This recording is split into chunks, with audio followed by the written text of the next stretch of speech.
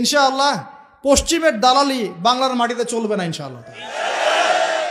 এই বিশ্বে বহু মুসলিম কান্ট্রিজ আছে যারা সরাসরি এদের অ্যালায়েন্স মিত্র। আমাকে একটা দলিল দিবেন, খারেজি তোকমা দেওয়ার আগে একটা দলিল দিবেন। দলিলটা হচ্ছে, আমাকে একটা দলিল দেখাবেন যে নবী সাল্লাল্লাহু আলাইহি ওয়াসাল্লাম 23 বছর তার নবুয়তি জীবন, আবু বকর সিদ্দিক তারপরে খেলাফত চালিয়েছেন প্রায় 2 বছর, উমর ইবনুল খাত্তাবের প্রায় 10 বছর, উসমান গনির প্রায় 12 বছর, আলী রাদিয়াল্লাহু আনহুর প্রায় 1 বছরের মতো। এই যে খোলাফায়ে রাশেদার স্বর্ণযুগ বলি না আমরা, নবীর যুগ এবং সাহাবীদের যুগ, খোলাফায়ে রাশেদার যুগ, এই পুরো যুগে মুসলিমরা দাপটের সাথে বিশ্ব শাসন করে বেড়ায় নাই। একজন মুসলিম শাসক ইহুদি এবং খ্রিস্টানদের সাথে বন্ধুত্ব করে ওদের সাহায্যে চলেছে, একটা দলিল দেখাবেন খালি। মুসলিমরা যতগুলো যুদ্ধ করেছিল রাসূলের যুগে, কোনো একটা ব্যাটলে কি নবী সাল্লাল্লাহু আলাইহি ওয়াসাল্লাম ইহুদিদের কাছে গিয়ে বলে সাহায্য করো, আমাকে সাহায্য করো, আমাকে অস্ত্র দাও, আমাকে অস্ত্র দাও, আমাকে ফাইন্যান্স দাও? একটা দলিল দেখাবেন। কে করেছে মিত্রতা? ওই আব্দুল্লাহ বিন উবাই। এ কারণেই আমরা বলি যে সূরা মাইদার আয়াত নাম্বার কত, 51, এটা মুখস্থ করবেন। আল্লাহ পাক বলছেন, ইয়া আইয়ুহাল্লাযীনা আমানু, হে মুমিনগণ, লা তাত্তাখিযুল ইয়াহুদা ওয়ান নাসারা আউলিয়া, তোমরা ইহুদ এবং খ্রিস্টানদেরকে বন্ধুরূপে গ্রহণ করো না।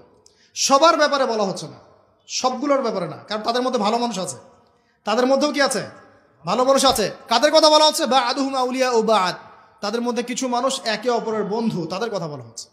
আপনি সার্চ করেন না সারা ওয়ার্ল্ডে কে কার বন্ধু, জিও পলিটিক্স পড়েন, তাহলে তো বুঝতে পারবেন। পড়াশোনা করবেন না, খালি তকমা লাগাবেন, তাহলে তো হবে না। আগে তো পড়াশোনা করতে হবে।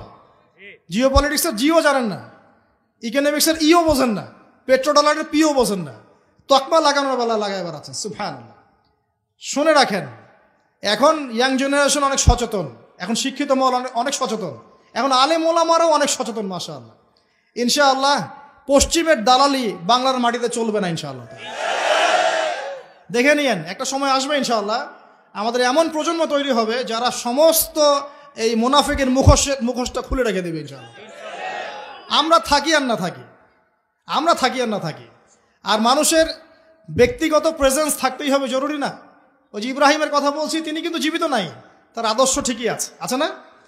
মুহাম্মদ সাল্লাল্লাহু আলাইহি ওয়াসাল্লাম জীবিত নাই আমাদের মধ্যে, তিনি তার জগতে আল্লাহর কাছে তিনি জীবিত, কবরে জীবিত, কিন্তু আমাদের মধ্যে তো আর নাই। আছেন বেঁচে আমাদের মধ্যে? তিনি নাই। তার আদর্শ নাই? আছে। এটা স্পিরিচুয়াল প্রেজেন্স, আধ্যাত্মিক উপস্থিতি, এটা আপনি ডমিনেট করতে পারবেন না। তো এখান থেকে বুঝতে হবে যে রাসূল সাল্লাল্লাহু আলাইহি ওয়াসাল্লাম এমন একটা পরিবেশে জন্ম নিয়েছিলেন, নবুয়ত পেয়েছিলেন, যে পরিবেশটা কিন্তু এখনকার ওয়ার্ল্ডের মতোই ছিল। এই পরিবেশে তিনি 23 বছরে দিন প্রতিষ্ঠা করেছেন। কত বছর? প্রথম 3 বছর গোপন দাওয়াত দিয়েছেন। একটা বইয়ের নাম বলে দেই, পড়লে সব বুঝতে পারবেন, আর রাহিকুল মাখতুম। এই বইটা পড়বেন বাসায় গিয়ে, দেখবেন পুরো 23 বছরে নবী সাল্লাল্লাহু আলাইহি ওয়াসাল্লাম কিভাবে দিনের প্রচার ঘটিয়েছেন, প্রসার করেছেন, কখন হিজরত করেছেন, কখন কি করতে হয়েছে, এটা ডিটেলস লেখা আছে।